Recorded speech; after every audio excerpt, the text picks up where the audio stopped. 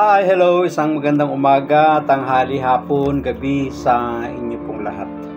Anong oras man nyo napapanood ang video ito? Tayo muli ay babasa para sa araw po ng Lunes, Enero 22, taong 2024. Para sa mabuting balita sa Ebanghelyo ni San Marcos, Kabanatang 3, mga talatang 22 hanggang 30. Noong panahong iyon, sinabi ng mga eskribang dumating mula sa Jerusalem, inaalihan siya ni Beelzebul, ang prinsipe ng mga demonyo. Ito ang nagbigay sa kanya ng kapangyarihang magpalayas ng mga demonyo. Kaya pinalapit ni Jesus sa mga tao at sinabi sa kanila ang ilang talinghaga, paanong mangyayaring palayasin ni Satanas si Satanas? Kapag naglaban-laban ang nasasakupan ng isang kaharian, hindi mananatili ang kahariang iyon.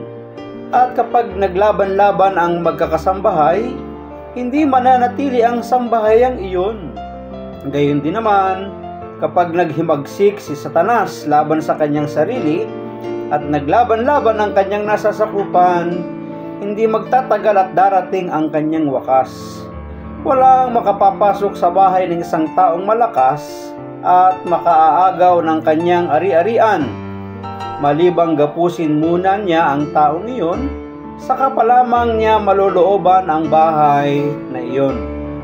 Tandaan ninyo ito, maaaring ipatawad sa mga tao ang lahat ng kasalanan at panlalait nila sa Diyos, ngunit ang sinumang lumait sa Espiritu Santo ay hindi mapapatawad. Ang kanyang kasalanan ay hindi mapapawi kailanman. Sinabi ito ni Jesus sapagkat ang sabi ng ilan, inaalihan siya ng masamang espiritu. Pagpalain po ng Diyos ang pagkabasa ng kanya pong mabuting balita.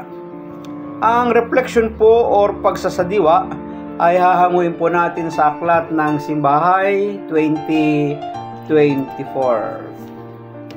Tandaan ninyo ito, maaaring ipatawad sa mga tao ang lahat ng kasalanan at panlalait nila sa Diyos. Ngunit ang sinumang lumait sa Espiritu Santo ay hindi mapapatawad. Mga katagang namutawi sa labi ng ating Panginoong Hesus sapagkat sa lahat ng kanyang ginagawa, sa lahat ng kanyang ipinamamalas sa mga himala at kababalaghan, sa kabila na nakikita nila ang kapangyarihan ng ating Panginoong Hesus na walang sakit, na hindi niya kayang pagalingin, pati ang masasamang espiritu ay suko sa kanyang kapangyarihan. Kapag may mga taong inaalihan ng masamang espiritu ay kanyang pinapalayas at pinapalabas sa taong napoposes. Sa kabila ng lahat ng iyon, ang iniisip ng kanyang mga kaaway, siya ay may kapangyarihan galing kay Satanas. Kaya't siya ay nagbigay ng mga patalinghagang mga pangungusap patungkol sa isang kaharian na kapag naglaban-laban ang mga tauhan ng nasasakupan, magkakawatak-watak. Ganon din sa loob ng isang sambahayan, pag ang mga magkakasama sa bahay ay nagkaaway-away, sila ay mapupuksa, sila ay magkakawatak-watak at hindi mananatili ang sambahayang iyon.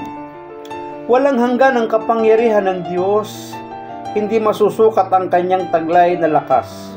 Ito ay nagmumula sa pag-ibig na puno ng habag, pagpapagaling, pagpapanibago, at pagpapatawad. Walang hindi kayang gawin ang pag-ibig ng Diyos. Ang isang malungkot lang na katotohanan sa kabila ng lahat na ginagawa ng Diyos sa ating buhay ng mga himala at kababalaghan, kung pag-iisipan natin na ito'y galing sa masama at hindi sa Diyos, tayo ay nagkakasala sa Espiritu Santo na siyang gumagawa ng lahat ng bagay. At sinasabi ng ating binasa ay hindi mapapatawad ang kasalanan ito at ito isang uri ng panlalait at hindi pagkilala sa gawa ng Espiritu. Hindi natin dapat pagdudahan ang hindi malirip na kapangyarihan ng Diyos. Wala siyang hindi mapangyayari kahit na nga ang akalain nating pinaka-imposible. Sa Kanya lahat ay posible, lalo na sa isang taong lubos na nagtitiwala sa Kanya. Ilagak natin ang ating sarili at ang lahat ng ating mga pangangailangan sa Kanyang palad. At tiyak na hindi tayo mabibigo kung ito ay naaayon sa Kanyang dakilang kalooban. Tatandaan po natin, Palaging gumagawa ang Diyos ng mga himala at kababalaghan sa mga taong patuloy na nagtitiwala at umaasa sa kakayahan at kapangyarihan ng ating Panginoon. Maraming salamat. Pagpalain po tayong lahat ng ating Diyos, and I love you with the love of the Lord. Bye-bye!